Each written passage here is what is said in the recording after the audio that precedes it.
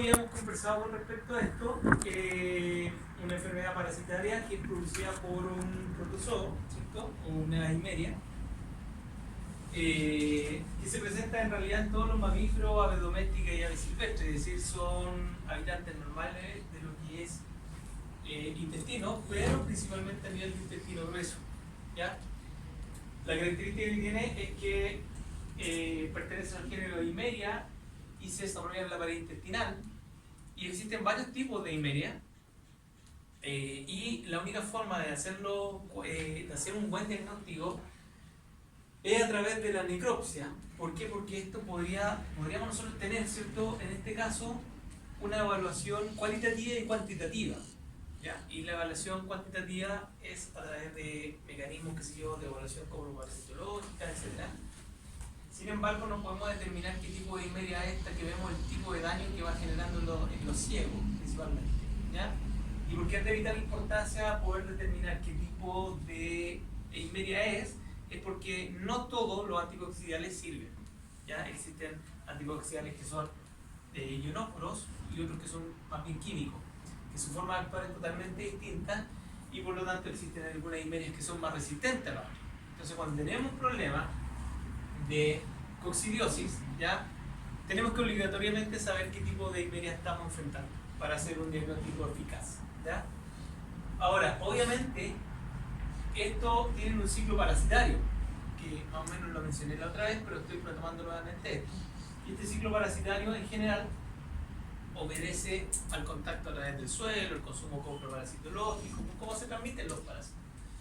Por lo tanto, la incidencia de tener coccidiosis dentro de un sistema productivo de producción de jaula es mucho menor que un sistema de crianza en piso. Y ahí vienen, obviamente, las diferencias con respecto a eso. Generalmente los broilers tienden a tener mayor coccidiosis, o podrían tener mayor presentación de coccidia frente, ¿cierto?, a lo que es una ave de postura en jaula. Por lo tanto, hay que tener esas consideraciones, ¿ya? Entonces, las especies de la himeria se van a diferenciar principalmente por su morfología, ¿ya?, su forma, la patogenicidad, es decir, cómo ellas van a efectuar su daño, ¿ya?, y sobre todo la localización a nivel intestinal. Convengamos que la mayoría, obviamente, ¿cierto?, va a estar afectando lo que es intestino grueso. El ciclo de vida, bueno, esto ya lo habíamos conversado, no vamos a entrar en mayor detalle porque esto, de cierta forma, ya lo hemos visto en otras presentaciones de enfermedades parasitarias, pero obviamente son expulsadas por las fecas como forma de ovocitos no esporulados que no son infectivos, y posteriormente esporulan para hacerse infectivos. Es ahí cuando son ingeridos, ¿cierto?, y posteriormente viene el proceso de excisación, donde se transforma en esporozoito, y ahí es cuando invade a la célula intestinal. Al invadir la célula intestinal, obviamente, célula epitelial del intestino, provoca un daño, ¿cierto?, una disrupción en lo que es su capa, ¿cierto? Y por lo tanto eso va a dar origen a una disbiosis, que es lo que anteriormente hemos ido conversando. La disbiosis, ¿cierto?, un desequilibrio, ¿cierto?, entre los microorganismos que están a nivel intestinal, y eso efectivamente, el aumento va a hacer que esto se transforme en algo ya más bien patológico. Luego pasa el tisonte 1, merozoito 1, y nuevamente invade la célula epitelial para posteriormente seguir su ciclo, transformarse en un gameto masculino y femenino, y por lo tanto fecundarse y nuevamente hacer su ciclo de infección. ¿Cuáles son los síntomas que va a ir generando todo esto? Bueno, principalmente vamos a ver anormalidades con respecto a las deposiciones, ¿ya? Cuando son muy graves, ¿cierto?, o dependiendo del tipo de daño de himeria, vamos a encontrar heces sanguinolentas principalmente, pero no necesariamente siempre van a ir acompañadas de sangre. Y el hecho de que tengamos presencia de deposiciones sanguinolentas también no es indicativo que efectivamente podamos quedar frente a un problema de toxicidad, porque son varias las patologías que podrían llegar. ¿Qué estoy diciendo en otras palabras? Que esto no es un ciclo patognomónico, el solo hecho de tener presencia de sangre en las heces, ¿ya? Pero generalmente se podrían ver más bien amarillentas, ¿ya?, y tornarse también a hemorragia. Realmente también las plumas se ponen erizadas, se ponen mayormente pálidas, ya las crestas, la babilla, que generalmente son más pálidas, anémica por cierto, la ruptura a nivel intestinal, anorexia y diarrea. Si ustedes se dan cuenta, ninguno de estos signos son patognomónicos, por lo tanto no podemos sospechar que efectivamente estamos frente a un proceso de coccidiosis. Pero si tenemos, ¿cierto?, una gran presentación dentro de la población de las aves, obviamente no tenemos que descartar este. Lo importante es, como les decía, siempre hacer una necropsia. Realmente uno siempre va haciendo necropsia y no espera que se presente una enfermedad para poder posteriormente hacer una necropsia y hacer un diagnóstico. ¿Por qué? Porque muchas veces existen enfermedades que están cursando con una presentación subclínica, como el caso, por ejemplo, de la salmonela, la salmonelosis, generalmente muchas veces hace un cuadro subclínico que se caracteriza por una baja postura, a pesar de que todo el plano nutricional es tan alto, una buena cantidad de luminosidad, etc. Sin embargo, existen manifestaciones subclínicas o presentaciones subclínicas. Por eso que no hay que esperar que una ave se muera para poder hacer necropsia. Uno tiene un plan de necropsia constante, ¿ya? Todos los meses está certificando una ave para hacer y ver si hay algún tipo de hallazgo. A la necropsia que podemos ver inflamaciones a nivel intestinal, principalmente en presentación como de hílio, ¿ya? Inflamación que muchas veces también puede ser acúmulo de gas, ¿ya? Hemorragias a nivel epitelial, siempre de intestino, principalmente intestino grueso, y exudado, diversos exudados, porque cuando hay inflamación ustedes saben que siempre a nivel intestinal hay una presión oncótica y una presión osmótica. Muchas veces frente a la inflamación esas presiones se van a alterar, ¿cierto? La presión oncótica tiende a disminuir, la osmótica, que está en lumen, tiende a aumentar, y por lo tanto existe una extravasación o una presentación de exudado, ¿ya? Esta patología entonces va a estar asociada principalmente a la destrucción del epitelio intestinal y por lo tanto se va a traducir en alteraciones tanto de la digestión y de la absorción. ¿Se acuerdan cuando vimos estos conceptos? Digestión y absorción, que son cosas totalmente distintas. Y absorción principalmente de aminoácidos, de proteínas. Y esa es la mayor alteración que puede existir. Por lo tanto, si se afectan estos parámetros que anteriormente ya hemos señalado, vamos a tener una reducción en el consumo de los alimentos y todo lo que tiene que ver con la eficiencia. ¿Qué pasaría con el ECA? Tiende a aumentar, ¿ya? Se hace menos eficiente. Menor ganancia de peso diaria, obviamente. Nos demoraríamos mucho más días en salir al mercado, es decir, en alcanzar un peso homogéneo, ¿ya? Y obviamente la presentación patológica de diarrea constante, ¿ya? A veces con sangre. Decaimiento, despigmentación, pero sobre todo también lo otro que vamos a luchar es mucho con la enteritis necrótica, ¿ya? Que la enteritis necrótica va a dar, o sea, esto va a ser una consecuencia para que se transforme la coccidiosis en una enteritis necrótica. Y esto es causa de mortalidad inmediata, ¿ya? Es decir, la coccidia va a llevar a una enteritis necrótica. ¿Ya?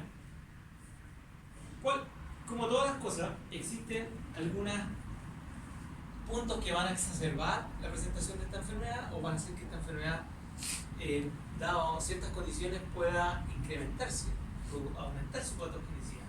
¿Y cuáles son los factores predisponentes? Principalmente problemas de camas húmedas. En el caso de las aves, el manejo de las camas es fundamental, ¿ya?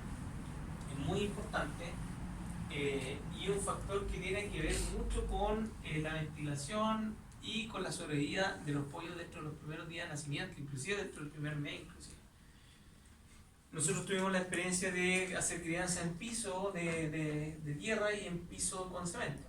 Ahí hay varios tipos de criterios que uno podría tener o diferir con algún colega. Porque, por ejemplo, algunos dicen que el piso de tierra es mejor, porque en el caso de que se vaya a presentar una enfermedad que tienda a esporular, uno, aparte aparte de hacer la desinfección, ¿cierto? Podría sacar los primeros 30 centímetros de la tierra, eliminarla, ¿cierto? Y eliminamos al agente telúrico, en este caso podría ser. En cambio, dicen que si es de cemento, generalmente el cemento es poroso, por lo tanto va a ser mucho más dificultoso el poder sacar eso. Ese es un buen punto a considerar, es un punto que no es desechable porque tiene toda lógica.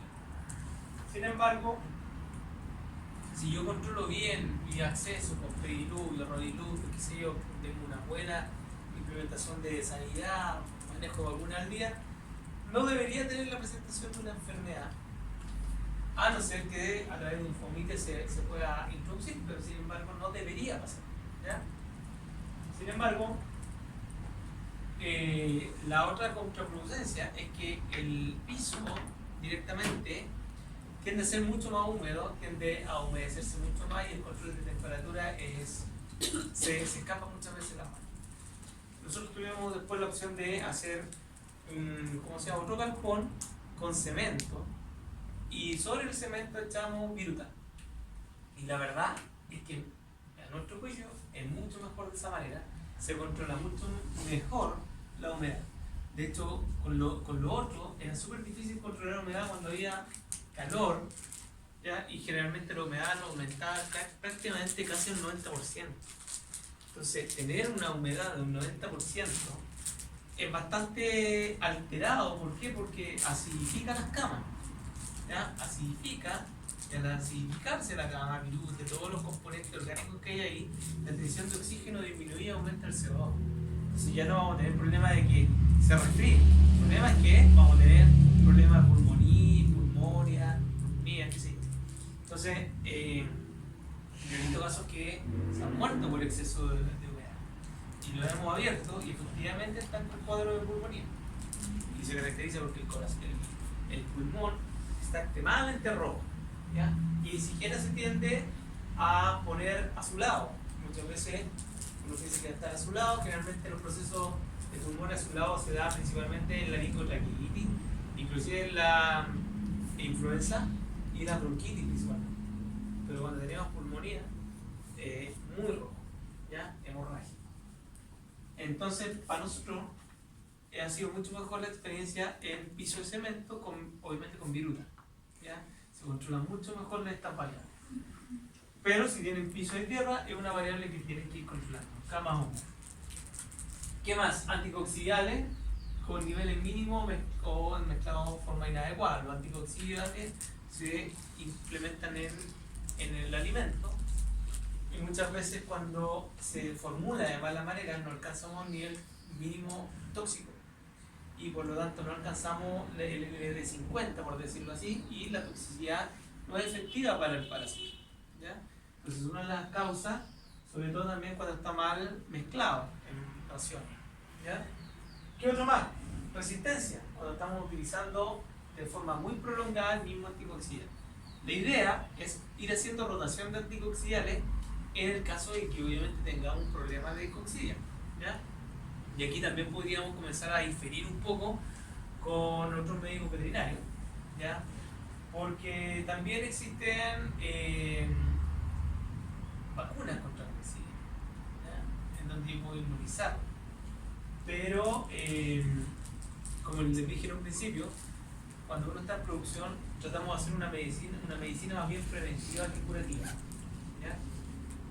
Clima, alta temperatura, limpieza, acumulación de residuos orgánicos, obviamente va a generar, ¿cierto?, un mayor aumento de la presentación de esa enfermedad.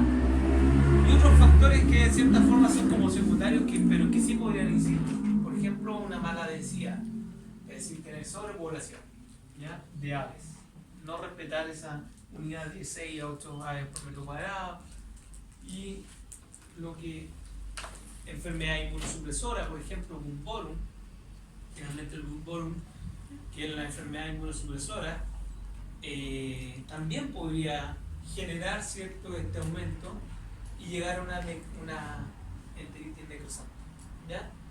Es por eso que es importante que antes de las 3 semanas, las aves estén, cuando se midan del día, estén perfectamente inmunizadas contra el Bumborum, ¿ya?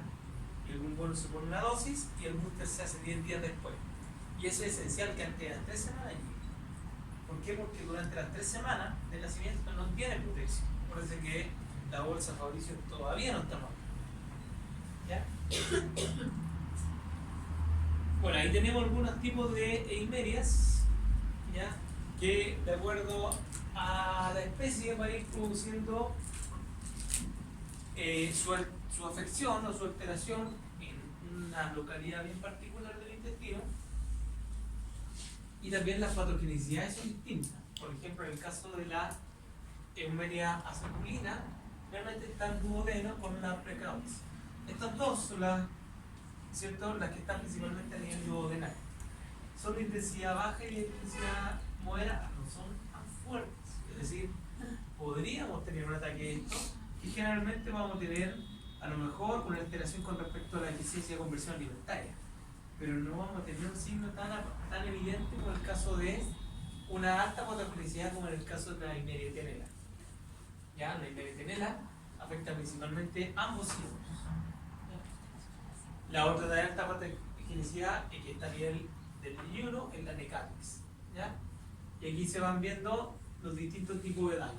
Por ejemplo, en el caso de la máxima, que es moderada, ¿ya?, va a producir una esteritis, pero no con mayor presencia de procesos necrosantes. A diferencia de la Eimericia tenella, que obviamente va a generar, ¿cierto?, con su alta patogenicidad, un daño a nivel epitelial, pero también necrosis. ¿Ya? Y prácticamente ese es mortal.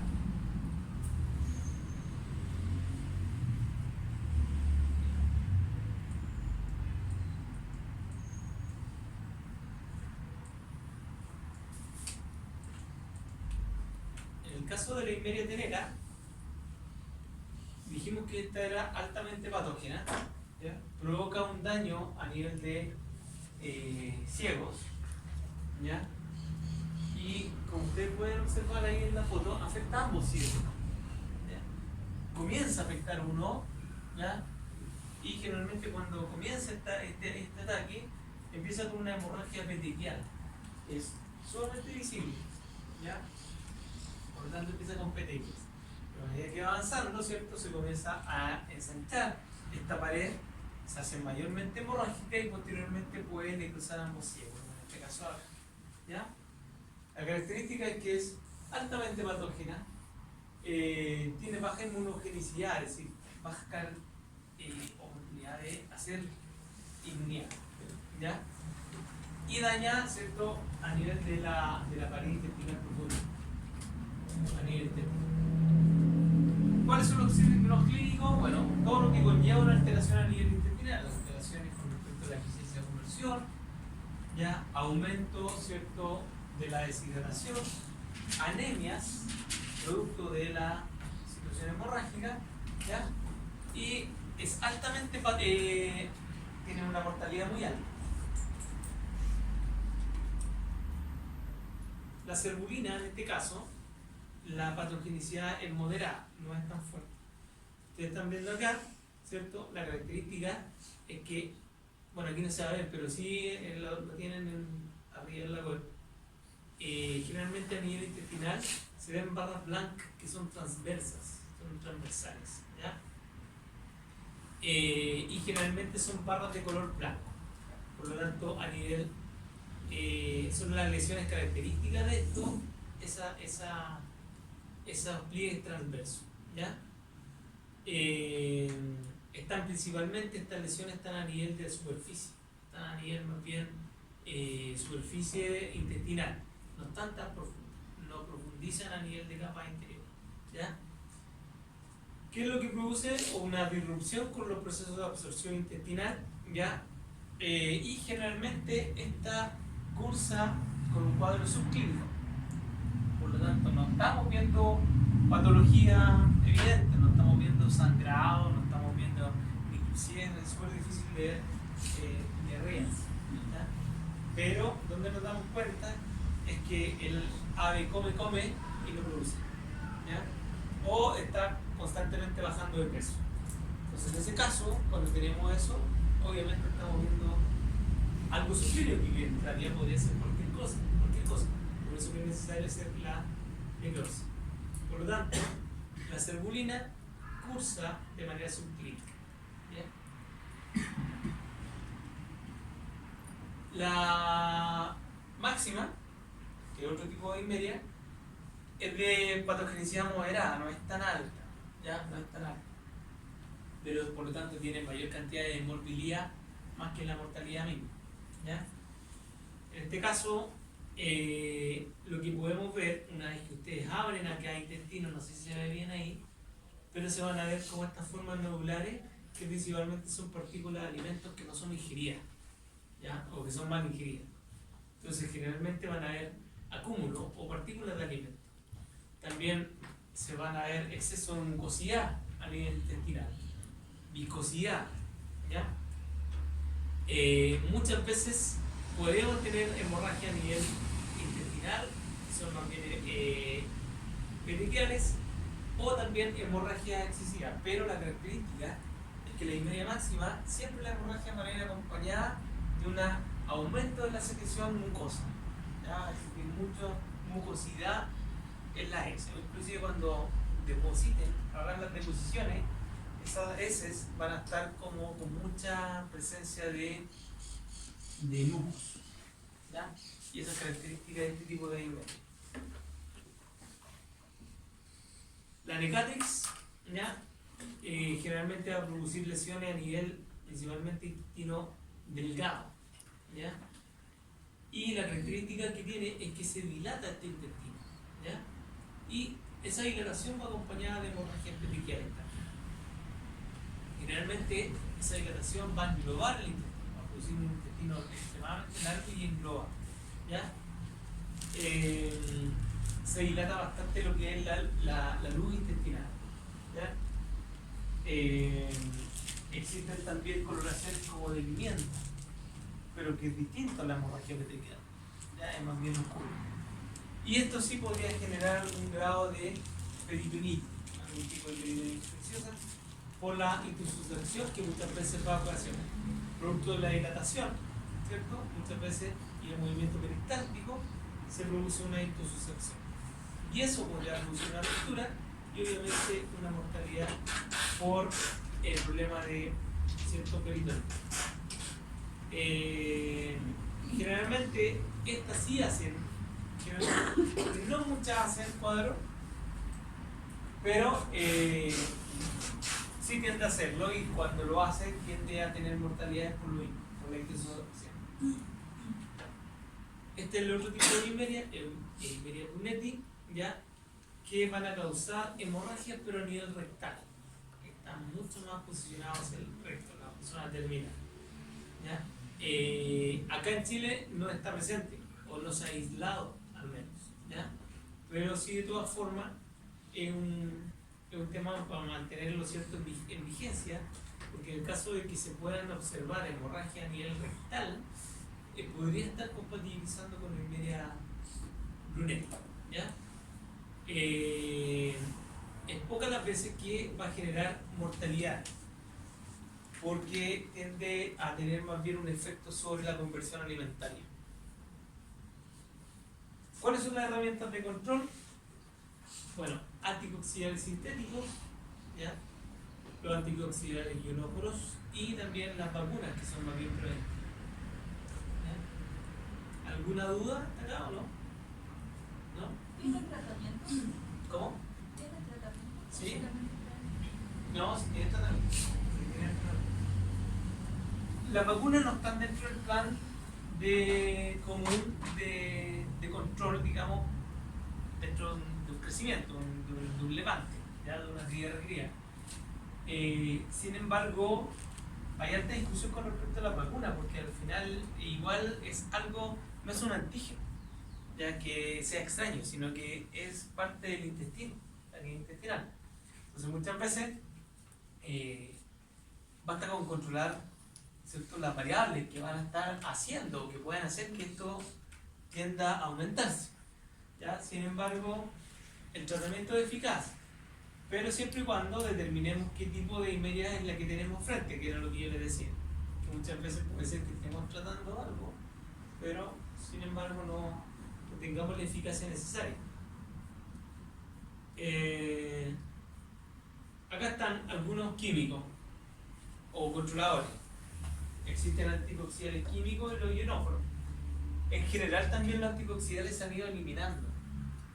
¿Y por qué se han ido eliminando? Porque algunos se utilizaban como promotores de crecimiento, junto a otros antibióticos como la quirosina, etc.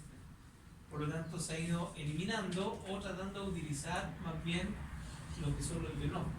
¿Ya? Dentro de los químicos teníamos la nicarbazina, proclarsulil, que todavía están, eso lo pueden encontrar, que son los más conocidos principalmente: nicarbazina, proclarsulil, amprolio, diclarusil, principalmente. Y la sulfa también sirve, ¿ya? Eso es el caso de algunos antibióticos. También sirve para controlar un poco de infección.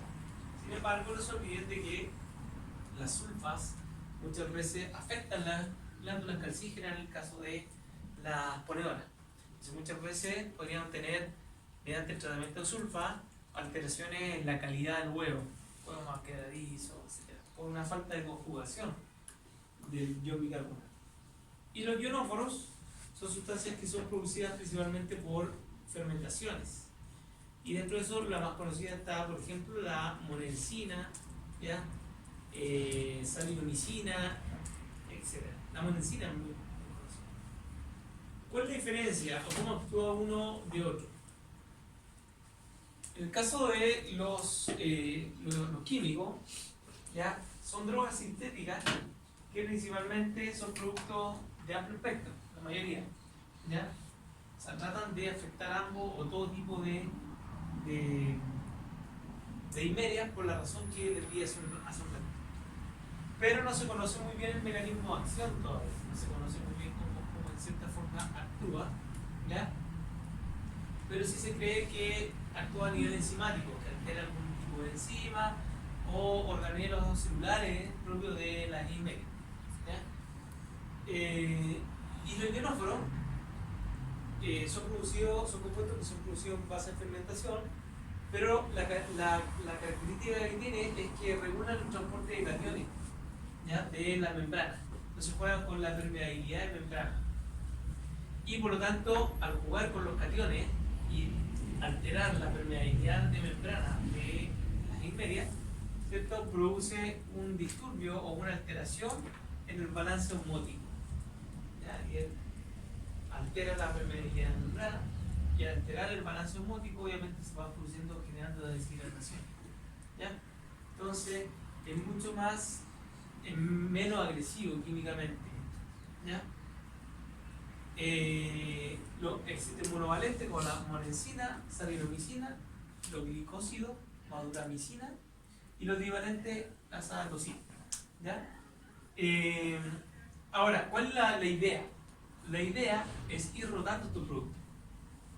Si establecemos un plan anticoxidial constante, es decir, que esté dentro de los protocolos de manejo de aves, nosotros deberíamos estar, por ejemplo, utilizando una desparasitación con químicos y posteriormente utilizando ionóforos, siempre haciendo esta alteración para evitar la presentación de la resistencia y las tolerancias. Acuérdense que todo comienza con las tolerancias, ¿ya? Es decir, las tolerancias cada vez son mayores en el caso de que se esté remitiendo constantemente un medicamento, ¿ya? El microorganismo cada vez es menos tolerante a la dosis mínima, por lo tanto las tolerancias van aumentando hasta que llega al punto de resistencia. ¿Y cuál es el punto de resistencia? El punto de resistencia es cuando ya efectivamente sobrepasamos los niveles de tolerancia y no hace absolutamente nada. ¿Cómo enfrentamos esta rotación entonces de los productos? A través de programas duales, que era lo que yo les decía, trabajar con químicos, luego trabajar con ionóforos, ¿ya? Ser bien selectivo en lo que son las drogas, y principalmente hacer un monitoreo en granja constantemente, ¿ya? Pero en caso de que nosotros lo pongamos como protocolo, obviamente siempre van a tener que trabajar con un sistema dual, ¿ya?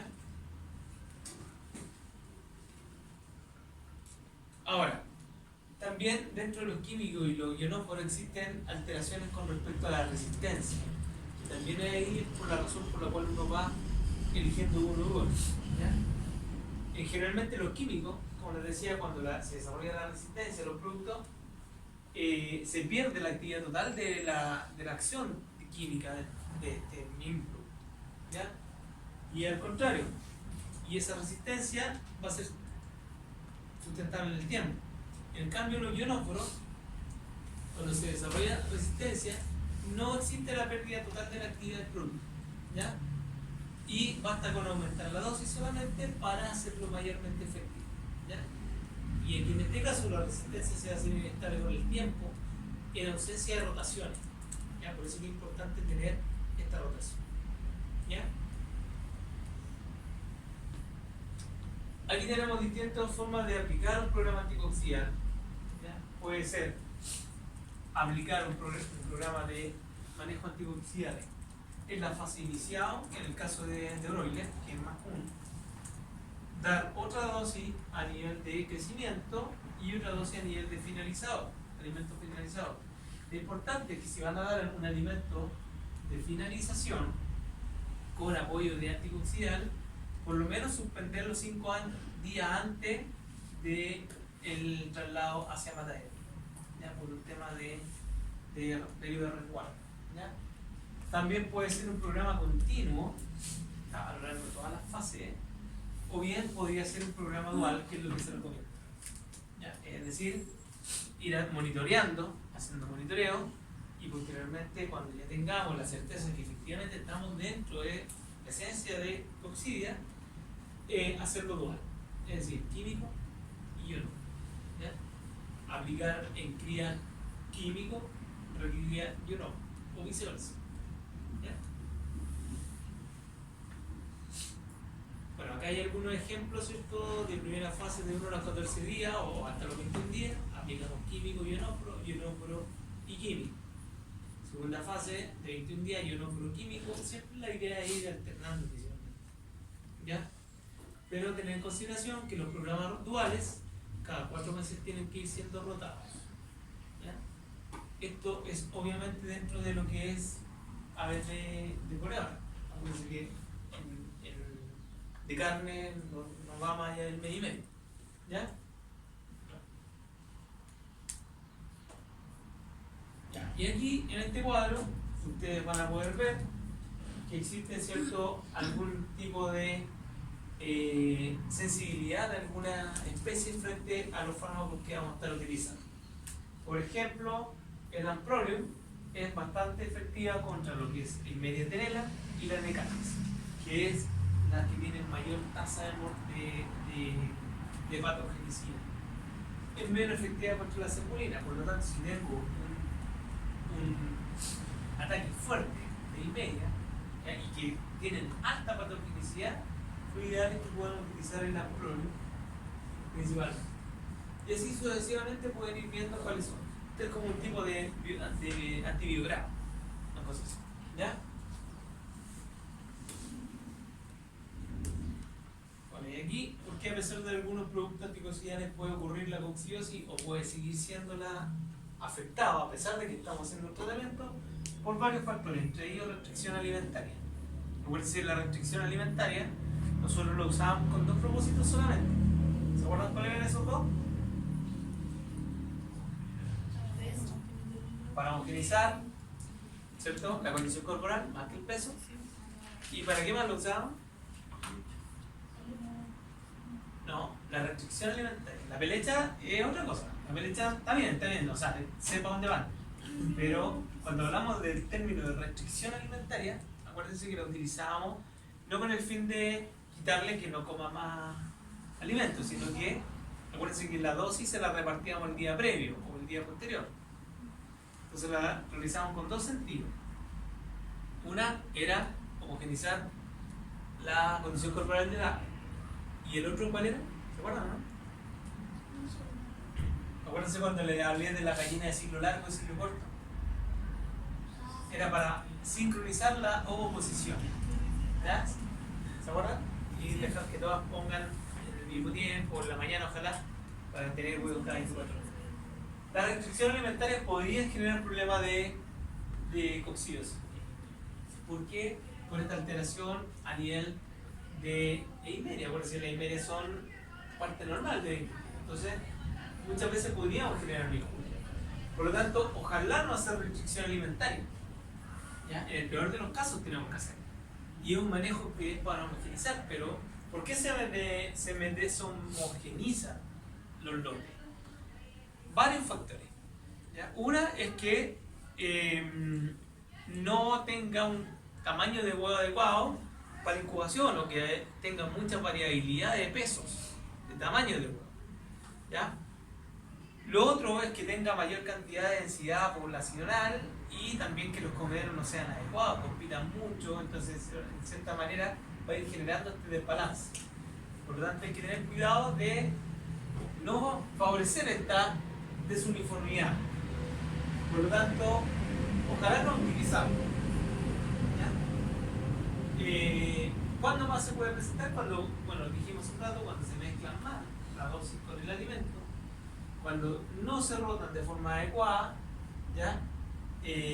Cuando hay presencia de algún ataque, pero hay ausencia de droga, cuando tenemos cepas de alta patogenicidad también, manejo inadecuado a nivel de medio ambiente, sobre todo a nivel de pisos, camas, etc. Y mira lo que sale, exceso de proteína en la dieta. ¿Ya? También es importante.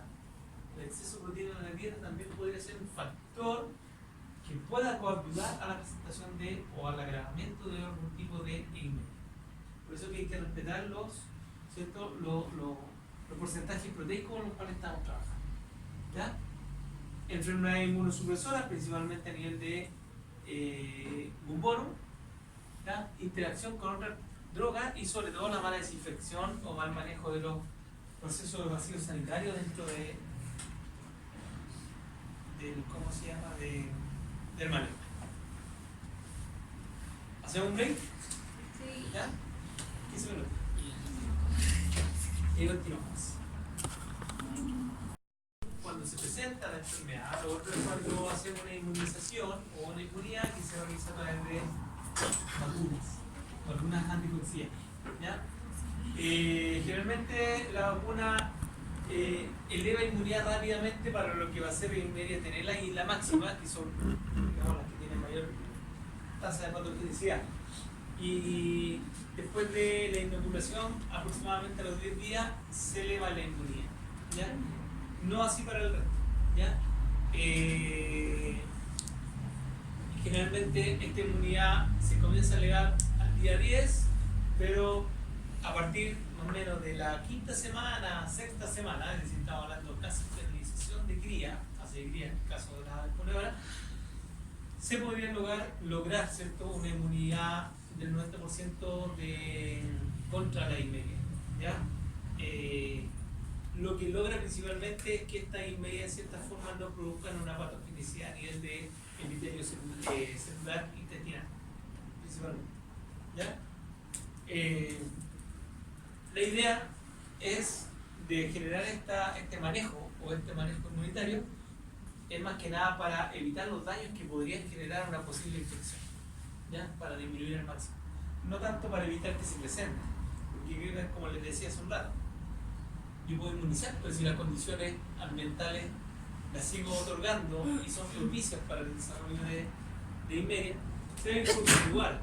El tema es que es para disminuir la carga infecciosa que podría generar esto, ¿ya? Y por lo tanto va a traer, como consecuencia de ello, un menor daño en los tejidos en la presentación de esta enfermedad, ¿ya? Existen diversos estudios que han ido indicando, y de ahí que algunos están a favor, están en contra de la inmunidad contra coccidiosis, ¿ya?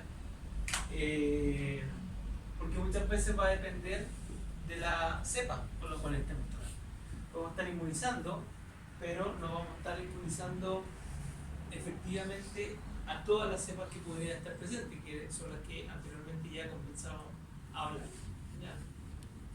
Sin embargo, tal cual sale ahí, podemos tener perfectamente inmunizados, pero si los huéspedes son distintos, si el tipo de coccidia es distinto, si eso se genera de que la coccidia produjo un daño a nivel intestinal y me generó una enteritis necrosante, ya las bacterias intestinales van a aumentar, la disbiosis se va a perpetuar aún mucho más y por lo tanto va a ir agravando el cuadro. Entonces, de ahí uno dice, bueno, ¿cuál es el sentido efectivo de inmunizar? ¿Ya? Principalmente va a ser la baja de la carga del daño que puede ser, no la carga. ¿Ya?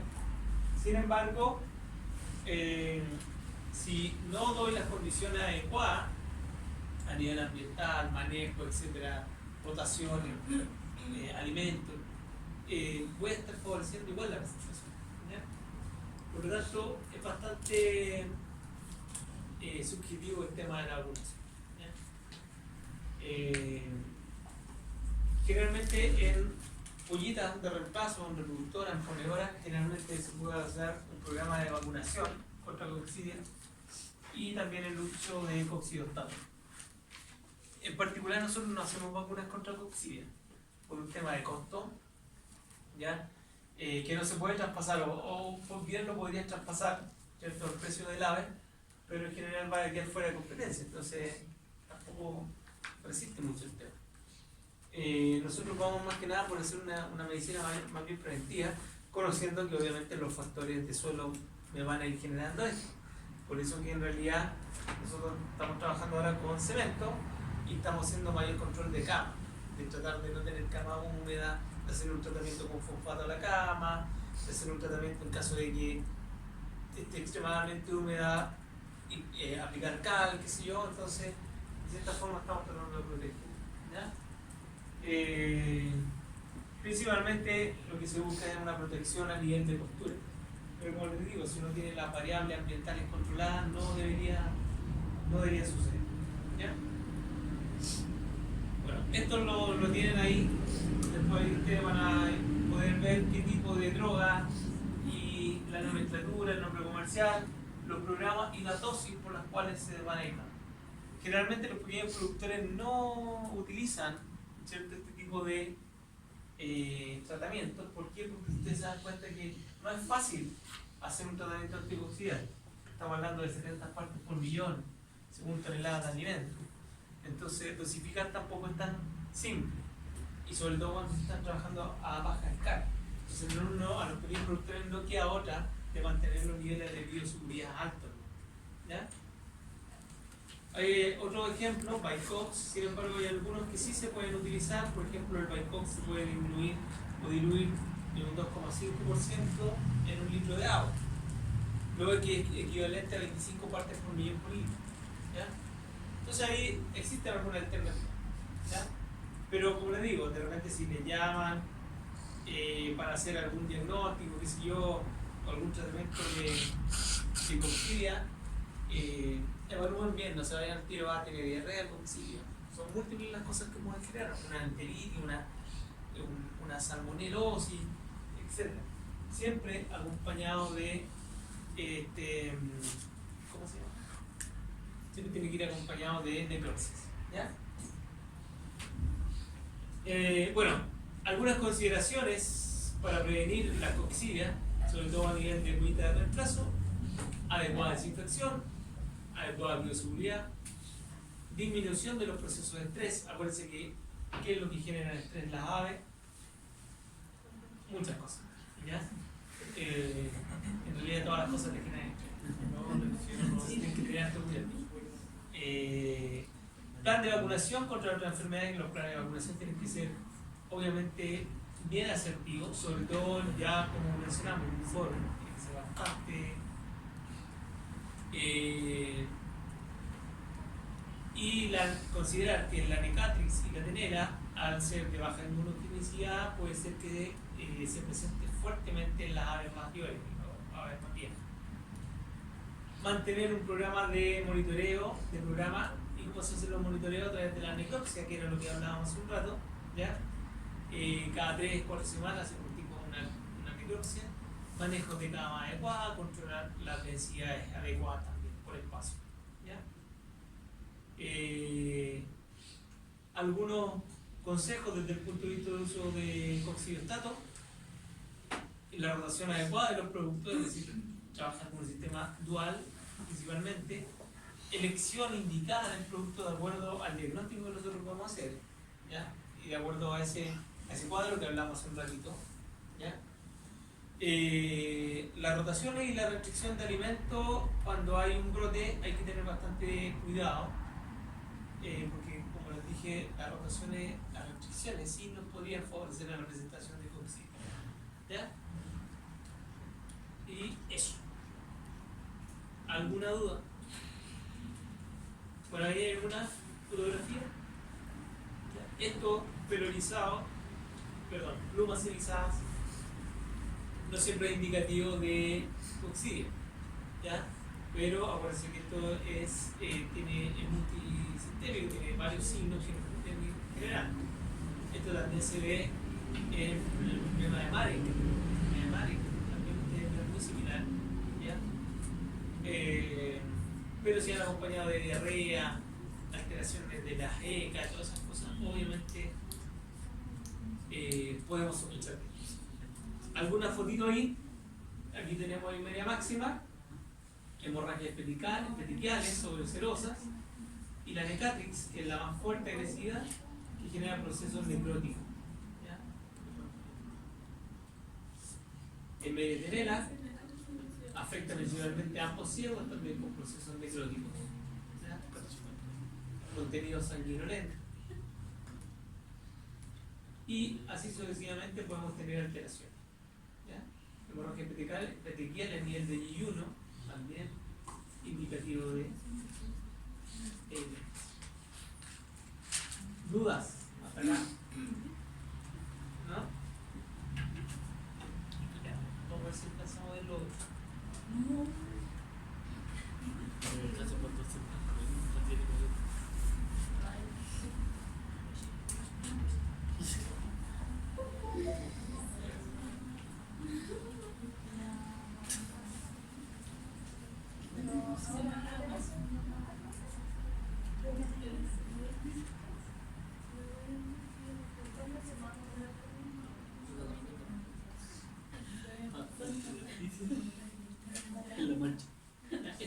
Este power no lo voy a hablar ahora, pero se lo voy a subir.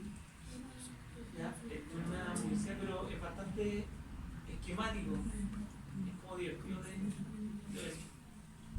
¿Ya? Que habla todo lo que son los conceptos de bioseguridad.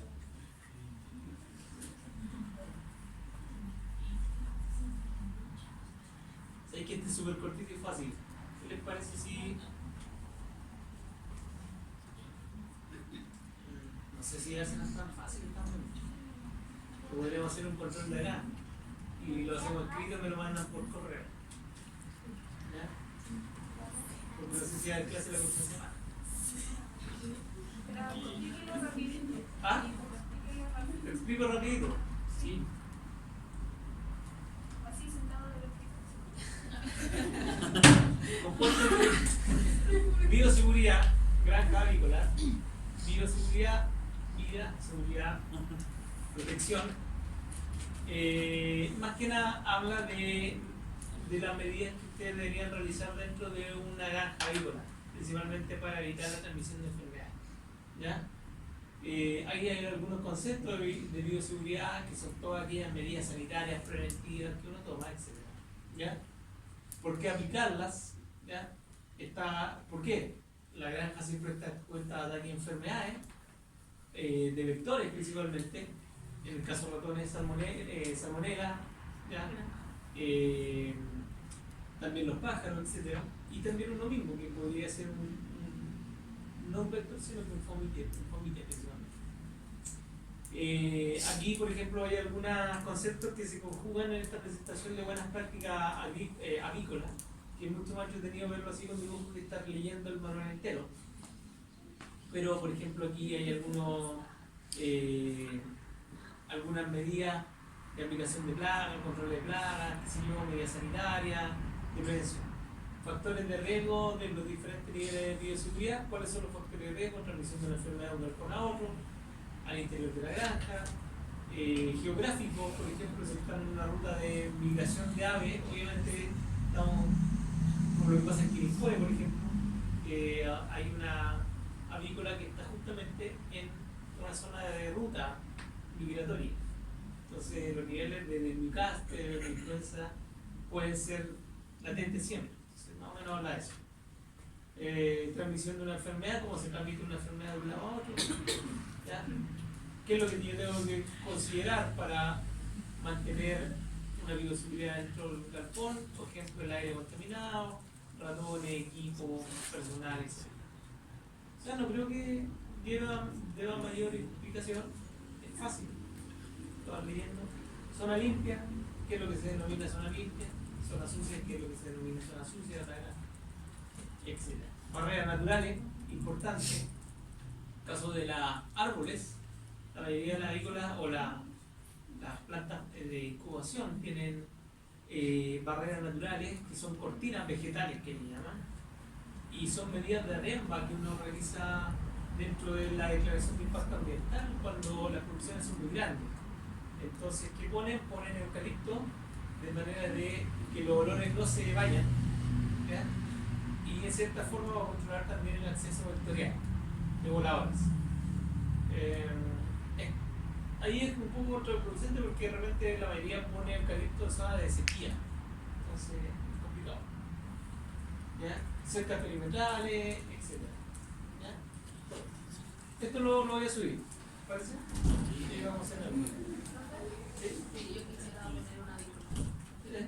¿Cómo puedo yo averiguar las rutas migratorias? Tengo que preguntar En el SAC hay vienen como la información, información. sí. Hay una página que son los CITES, creo, CITES, que habla de fauna y todo el tema, y ahí uno puede ver. ¿Ya? Pero en general, bueno, eso están en rutas migratorias, no están cerca del mar. Pero acá no hay mucho problema. ¿Ya? Ahora, tampoco hay un tema de que no hay como un plan regulador que te diga dónde uno puede poner Claro, algo. pero como tener como... Sí, tener ese cuidado. ¿Ya? Bioseguridad de la granja, etc. Aquí te hablo un poco de, ¿cierto?, la bioseguridad, las buenas prácticas avícolas, el uso de pediluvio, cambio de ropa, lavado, etc. ¿Ya? Así que esto lo voy a dejar. Ah, sí, de eso. ¿Pero la próxima semana? ¿O...? No, yo creo que hacemos, mira, lo más fácil que hagamos es un trabajo de eso. Yo se lo voy a subir, le voy a indicar y lo mandan por correo. No sabemos si la próxima semana vamos a estar vivos. ¿Y ese va a valer por dos? Sí, y ahí terminamos la. ¿A mí me faltaría uno? ¿Ah? Terminamos. ¿Qué cosa? A mí me falta uno. ¿Te falta un control? ¿Y va a ser individual? Desde el punto de vista de la experiencia o del terreno que al menos hemos visto, bueno, los parasitas internos ustedes saben que hacen su ciclo, hay ciclo veloz, hay diversos tipos de ciclos parasitarios, pero en general estos pueden tener la capacidad de migrar de intestino hacia pulmones, hacia estómago, ¿ya? Generando enfermedades sistémicas, pero me parece importante poder conversarlo porque hay una migración de un parásito hacia el oviducto.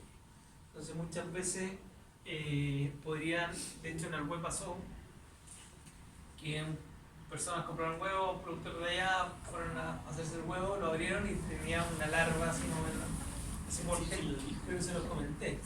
¿Ya? Entonces la migración parasitaria que hace bastante fuerte, entonces hay que tener un poquito de cuidado con eso. Acaridiosis, por ejemplo, son principalmente helmintos, ya todo esto ya es conocido, habitan a nivel de intestino del ave, pudiendo generar infección a nivel luminal. Y muchas veces producen algún tipo de intosuscepción. Por lo tanto, si se genera algún tipo de intosuscepción, obviamente va a haber una mortalidad principalmente dada por peritonitis.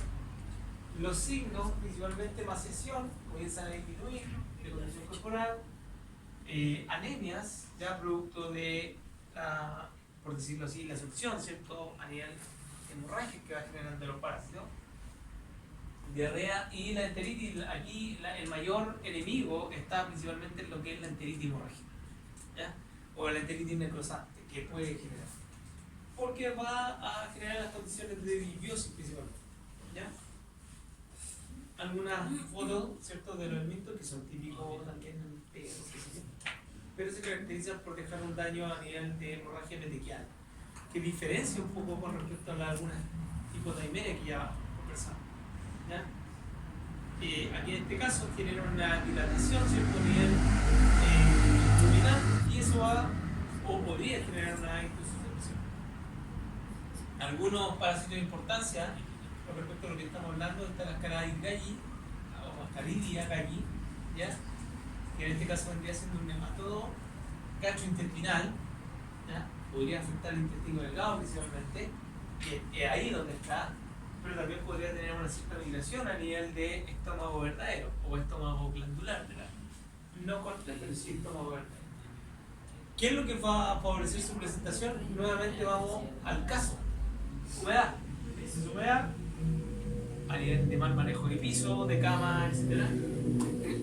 Y lo importante es que algunas lombrices podrían generar parte o podrían tener una acción vectorial con respecto a este tipo de parásitos. Entonces muchas veces cuando la gente dice, no, si es bueno que coman lombriz, claro, desde el punto de vista nutricional no es malo, que la lombriz tiene, y sobre todo la Difteria fuenida, que es la lombriz californiana, tiene una composición corporal de un 60-70% de proteína cruda. Eso uno dice, buenísimo. De hecho, en otros lados se procesa como harina de lombriz y es una buena fuente de alimento. Pero procesada, obviamente que sí. Pero si no, podría ser una acción vectorial con respecto a las cadenas. ¿Ya? La contaminación en vía ingesta, ya, de agua por alimento contaminado o el consumo mismo de la lombriz. La característica que tiene es que es altamente migratoria, por lo tanto podríamos tener presencia de esta migración hacia cierto oviducto principalmente. Esa es la forma principalmente de infestación. Y posteriormente la caridiopsis, que se caracteriza por ser abusada o por tener una terminación bastante abrupta. Alteración a nivel de yeyuno, ya ustedes van a ver que no hay una dilatación tan abundante, pero sí hay obstrucción y presencia de hemorragias petequiales, exceso de mucosidad también, ¿ya? Y obviamente todo esto va a ir generando lo que ya hemos ido hablando con respecto, ¿cierto?, a esta alteración. Otra es la terapia gallinarum, que afecta al ciego de la ave. ¿Ya? En este caso, acuérdense que el ciego, anteriormente le hemos dicho que solo la lucida llega, y tenemos otro parásito que sí llega a la terapia gallinarum, que anatómicamente tiene una conformación de la cola curva, puntiaguda y muy angosta, pero se encuentra a nivel de ciego. ¿Ya? La importancia de esto es que este parásito es portador de la Histamona meleagridis. Y la Histamona meleagridis es lo que va a generar la enteropatitis infecciosa. O también se conoce por algunos signos macroscópicos dentro de la necropsia como enfermedad de la cabeza negra. Y como se ve, ustedes observan, ¿cierto?, una decoloración circular a nivel de hígado. ¿Ya? Los hígados tienen una decoloración circular, ¿ya?, como manchas redondas, que son mucho más claras, pero en el centro van a aparecer como estas cabezas negras que son súper fáciles de diferenciar. Entonces, cuando ustedes vean el hígado que está con puntos así como un poco decolorido o con mayor intensidad, pero circulares, lo tienen que asociar con la Histamona meleagridis. ¿Ya? Y este parásito, como les digo, es portador de este estómago. ¿Ya? Y la Histamona meleagridis muchas veces también puede llevar a una manifestación de una aerosaculitis.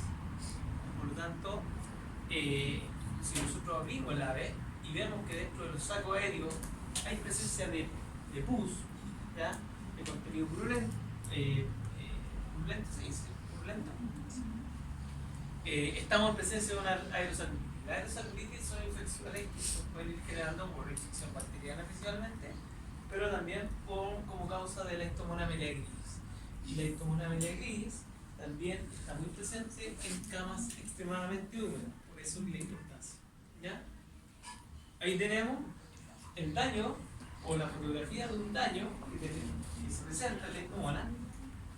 Y ustedes pueden ver que ambos hijos están afectados, pero la diferencia con el otro, con la tenela, acuérdense que la hipertenela genera necrosis, una inflamación y procesos necróticos. En este caso no hay procesos necróticos, pero sí hay procesos hemorrágicos. ¿Ya? Esa es la típica presentación de la terapia. Existe otro, la railietinosis, que es un sexto también, ¿ya? Que afecta principalmente el intestino delgado también. Y los intermediarios aquí muy frecuentes son las hormigas y otros insectos. ¿Ya? Por lo tanto, por eso es la importancia de desinfectar bastante bien todo lo que son mediante los procesos de pasión sanitario, ya sea una desinfección, y ojalá de repente llamar a una empresa especializada que en realidad haga el manejo de sanitización. ¿Ya? Signos, bueno, diarrea principalmente, que en este caso son bien agudas, no siempre son sanguinolentas, como les decía.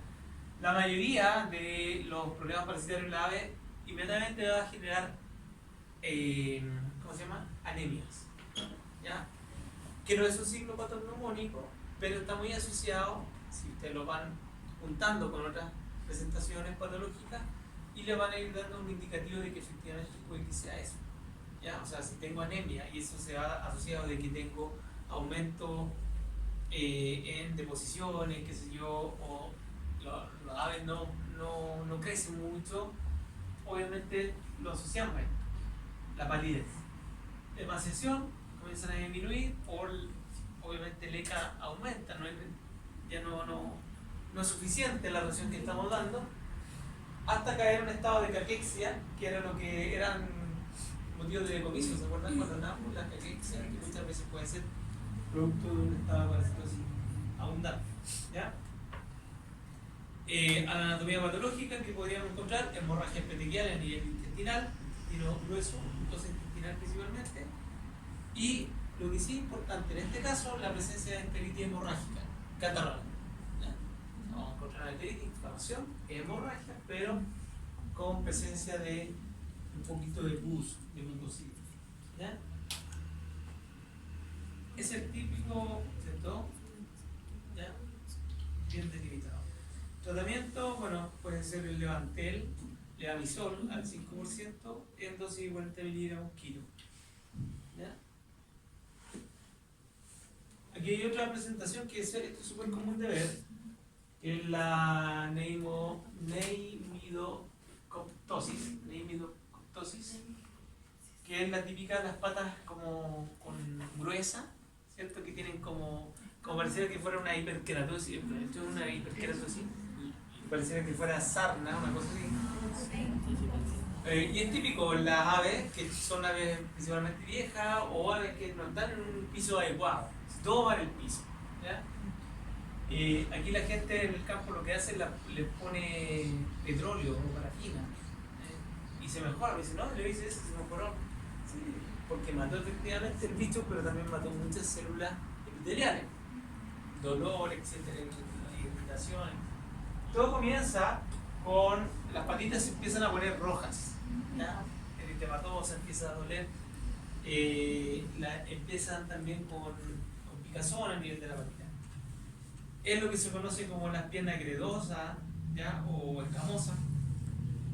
Y bueno, tiene las características que anteriormente hemos ido conversando y que ustedes muchas veces lo han visto, ¿ya? Tiene una reacción inflamatoria en donde se aumenta la epidemia y por lo tanto estamos en presencia de una hiperkeratosis, ¿ya? Presencia de exudados también y costra a nivel de pierna. Y eso se ve de esa manera, ¿ya? Es lo que principalmente está. Hay también el ácaro rojo que va generando, hay un ácaro que también genera eso, ¿ya? Que son ectoparásitos, que no solamente va a nivel de pierna, sino que también va a pluma, ¿ya? Y en ese sentido, lo ideal es utilizar algún tipo de producto para su control. Eso se puede tratar con el Parkiller 50, ¿ya? La dosis se puede diluir en 10 gramos en un litro de agua y se puede aplicar directamente por aspersión o en los lugares donde el ave frecuenta, a excepción de los nidos, ¿ya? Pero hay que tener cuidado porque tú tienes un periodo de carencia, por lo tanto, en cierta manera, hay que tener restricción con la comercialización de web. De hecho, se trata de no usar. Pero por eso les digo que todo acá es esencial, la prevención de todas las cosas. ¿Ya? El tratamiento anterior del Levantel era para todos los otros. Sí, para los parásitos en general, cesto, ya, tenias, hace efecto. A excepción de las coccidias, que como les digo, tienen que ser anticoxidiales específicos. ¿Ya? En los otros especies mamíferos también. O sea, el típico antiparasitario no son con acción anticoccidial, como también en el caso de las vacas, por ejemplo, con el tema de fascioles. Hay que conocer que parasitariamente existen diversos grupos. ¿Ya? Bueno, eso es lo que teníamos que hablar más que nada un poco con enfermedades parasitarias. La próxima semana ya vamos a ir hablando de enfermedades virales y vamos a ir finalizando lo que quede de semestre. Buenísimo. ¿Ya? Lo vamos a dejar hasta acá, para los que tienen que viajar lejos, no vamos a tener dificultades con llegar. Como les dijo la doctora.